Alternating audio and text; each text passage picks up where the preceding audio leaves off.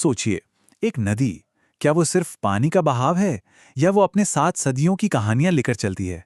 आज हम एक ऐसी ही नदी की कहानी में उतरेंगे, गंडक, जिसे लोग ओ सदा नीरा भी कहते हैं, मतलब जो हमेशा हमेशा बहती रहती है। ये सिर्फ एक नदी की नहीं, बल्कि वक्त के बहाव की कहानी है। तो हाँ, ये कहानी है एक नदी की। एक ऐसी नदी जिसने अपनी आंखों के सामने एक पूरे साम्राज्य का आक्रमण देखा। एक ऐसा हमला जिसने वहां की जमीन का, वहां के जंगलों का नक्शा ही बदल कर रख दिया। और फिर उसी नदी ने एक क्रांति को जन्म लेते हुए भी देखा। एक ऐसी क्रांति जिसने लोगों को सिर्फ गुलामी से आजाद नहीं कराया, बल्कि उनके अंदर बसे डर से उन्हें मुक्ति दिलाई। तो चलिए कहानी की शुरुआत करते हैं। जरा वक्त में पीछे चलते हैं, उस दौर में जब ये नदी सदानीरा चंपारण के इलाके में बहती थी, एकदम शांत, अपने सबसे पुराने, सबसे पवित्र रूप में। जरा सोचकर देखिए, आज से करीब 2500 साल पहले का वक्त। गौतम बुद्ध इन्हीं किनारों पर चले थे। तब ये गंडक नदी बिल्कुल शांत बहा करती थी और इसके दोनों तरफ बस घने, बहुत घने जंगल थे। ये जंगल इतने जबरदस्त थे कि पेड़ों की जड़ें पानी को जकड़ कर रखती थी और इसका नतीजा विनाशकारी बाढ़ आती ही नहीं थी। लेकिन ये जो शांत माहौल था ना, यह हमेशा के लिए नहीं रहा। एक हमला हुआ, एक ऐसा हमला जिसने सब कुछ बदल दिया। और यकीन मानिए, उसका असर आज तक महसूस होता है। बात है साल 1325 की। गयासुद्दीन तुगलक की सेना ने राजा हरि सिंह देव पर हमला किया।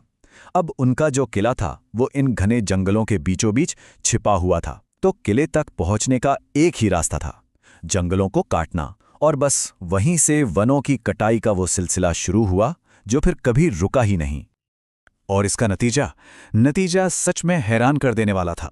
सोचिए, जहां कभी महावन हुआ करता था, एक महान जंगल, वहां आज दूर दूर तक बस खेती की जमीन दिखती है, समतल भूमि। और वो नदी जो कभी जिंदगी देती थी, अब वही नदी पेड़ों के न होने की वजह से हर साल विनाशकारी बाढ़ लेकर आती है। इसके बाद आया औपनिवेशिक काल, एक ऐसा दौर जिसने इस शोषण को और भी कई गुना बढ़ा दिया। और इस पूरे शोषण के केंद्र में थे धांगड़ लोग। ये कौन थे? ये छोटा नागपुर पठार के आदिवासी थे जिन्हें 18वीं सदी में नील की खेती करवाने के लिए चंपारण लाया गया। और लाया भी कैसे गया? लगभग गुलामी जैसी शर्तों पर। आपको पता है, धांगड़ शब्द का उरांव भाषा में मतलब ही होता है भाड़े का मजदूर। ये जो पूरा शोषण था ना, ये तिनकठिया प्रथा के नाम पर होता था। सिस्टम क्या था? अंग्रेज बागान मालिक किसानों को जबरदस्ती मजबूर करते थे कि वो अपनी जमीन के हर 20 कट्ठे में से 3 कट्ठे पर नील की खेती करें। अब इसका असर क्या हुआ? एक तो जमीन बंजर हो गई, और दूसरा, किसान बेचारे गरीबी और कर्ज के ऐसे जाल में फंसे कि निकल ही नहीं पाए। और फिर साल 1917 में कहानी ने एक नया मोड़ लिया। चंपारण में आए महात्मा गांधी। लेकिन उनकी लड़ाई सिर्फ राजनीतिक आजादी की नहीं थी, बिल्कुल नहीं। गांधी जी का तरीका एकदम साफ था। उन्होंने सिर्फ अंग्रेजों को चुनौती नहीं दी, बल्कि उनका असली फोकस था लोगों के मन में जो डर बैठ गया था, उसे जड़ से खत्म करना। क्योंकि वो मानते थे कि असली आजादी तो डर से मुक्ति पाना है।